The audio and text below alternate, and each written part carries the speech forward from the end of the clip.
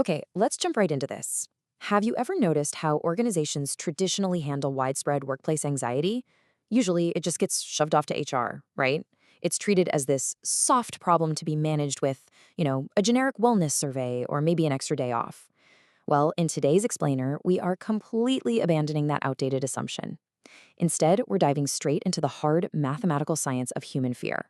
We're going to unpack exactly how existential threats are actively rewiring human systems and why your organization's hidden values are completely dictating its response to crisis.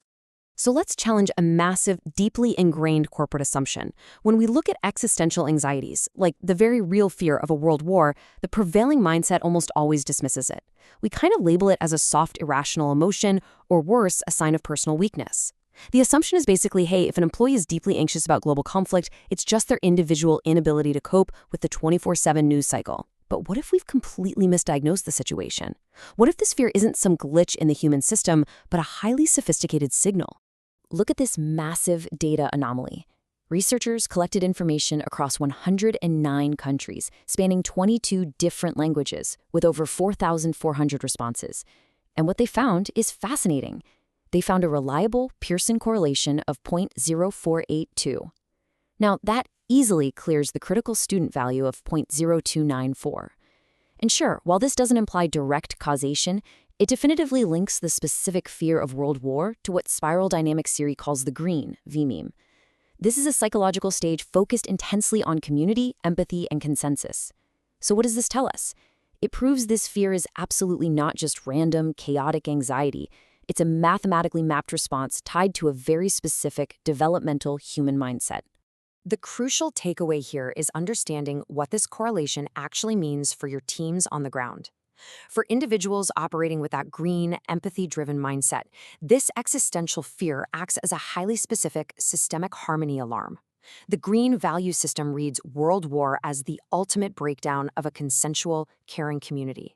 To them, it represents the absolute antithesis of everything they hold valuable. When a global conflict threatens, it's not simply about physical survival. It's a targeted harmony alarm absolutely screaming that our collective human connection is shattering. This brings us to what we call the prediction gap. What actually happens when the system fractures? Because the real danger here isn't just that people are afraid. The danger is what happens when leaders ignore this targeted harmony alarm. And the math shows us this green alarm isn't some one-off fluke. Notice how these positive correlations hold steady across the board for the green vMEME. For example, repression shows a strong positive correlation, which points to a deep, systemic fear of an authoritarian return. Disease X, that's interpreted directly as a health crisis threatening the very fabric of the community. Even arbitrary role registers strongly as a fear of authority operating without group consensus. The data proves, without a doubt, that Green's fear hierarchy is a mathematically predictable, systemic response to literally anything that threatens collective harmony. And here is where it gets wild. This exposes a profound divergence in how we process reality. When you look at the exact same global threat, the data shows wildly different operational logics kicking in, completely depending on the underlying value system. Green reads the threat as a collective trauma unfolding in real time. But look at blue. The blue vMEME reads that exact same threat as an order to restore stability through strict authority. And orange? Orange looks at the very same global crisis and reads it as an opportunity to secure a strategic advantage. If you remove the fear of collapse as a shared decision input, your teams are not going to align. They'll completely fracture into these totally divergent operational logics. So the invisible consequence of ignoring this divergence is massive. When that harmony signal is lost, when that green alarm goes completely unanswered by leadership, the underlying system just quietly starts drifting apart.